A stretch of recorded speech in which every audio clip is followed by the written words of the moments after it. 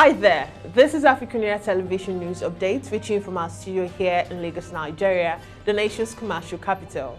I'm Deborah Ezeh, and many thanks for joining me. Firstly, looking into the African scene, the EU on Tuesday said it will restart giving financial aid to Burundi, following a similar step last year by the US, drawing an angry response from government critics.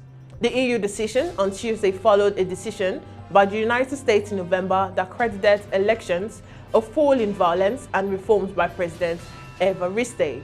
In a statement, the EU acknowledged that persistent challenges remain in the areas of human rights, good governance, reconciliation, and the rule of law.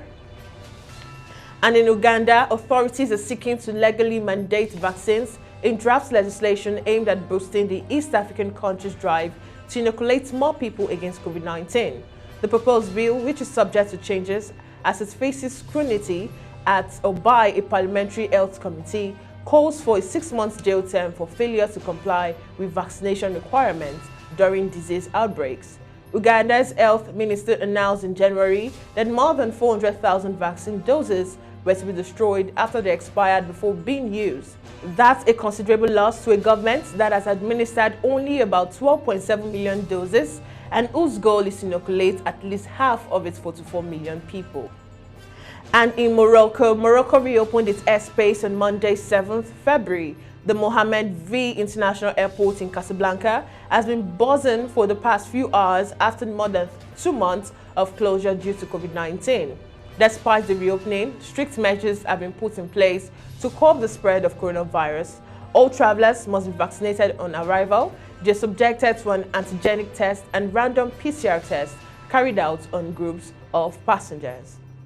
And more stories from the African scene in Nigeria. The federal government, through its Nigerian Midstream and Downstream Petroleum Regulatory Authority, may return to the overseas supplier the contaminated premium multi-spirit petrol, which was imported into the country by the Nigerian National Petroleum Company Limited.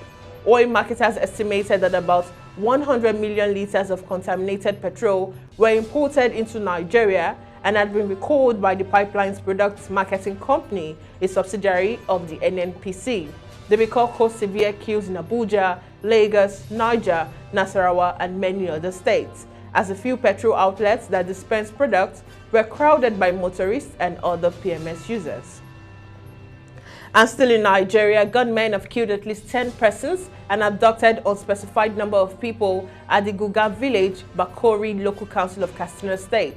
Among those abducted is the village head Malam Umar and several women and children that were unable to escape from the terrorists. The incident, which occurred late Monday night into the early hours of yesterday, also saw several houses vandalized, animals rustled, and vehicles set ablaze. The attackers were said to have stormed the village on motorcycles with sophisticated weapons, shooting sporadically to register their presence, then began moving from one house to another, looting valuables. And now on to the foreign scene. French President Emmanuel Macron, the first leader of a major Western power to meet Vladimir Putin since Russia massed troops near Ukraine, said on Tuesday he believes steps can be taken to de-escalate the crisis and called on all sides to stay calm. Macron, who in contrast to the US and British leaders, has played down the likelihood that Russia may soon invade its neighbor, shuttled from Moscow to Kyiv on Tuesday in a bid to mediate a settlement and avoid war. Now, updates from the European markets. The European Central Bank is preparing banks for a possible Russian-sponsored cyber attack as tensions with Ukraine mount, two people with knowledge of the matter said.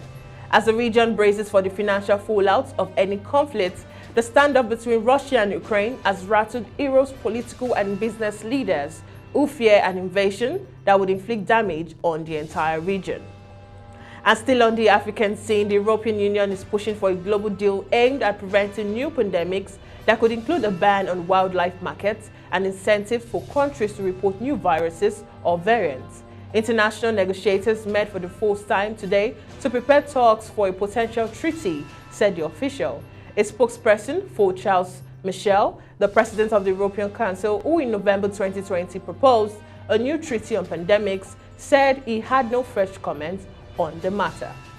And now on to the sports scene. Ragnick admitted his Manchester United side were not good enough after they slipped out of the Premier League top 4 with a 1-1 draw against relegation battling Burnley. United dominated the first half at Turf Moor, but after 2 strikes were ruled out, had only Paul Pogba's first league goal in over a year to show for it. And finally, 20 male and 10 female teams are expected to take part in the National Division 1 Handball League between February 25th and March 26th in Benin City, Edo State. The league, a second-tier competition, is a promotional championship to the top-flight Prudence Energy Handball Premier, being sponsored by the Edo State government.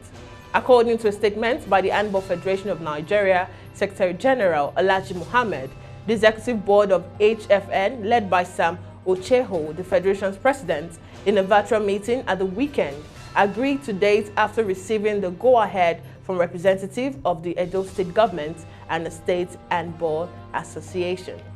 And now that's all we can take on news update today. Do follow all our social media platforms displaying on your screen to stay connected and updated to our news and other programs. Also visit our website on www.africunia.tv. Once again, I am Deborah Ezeh. Bye for now.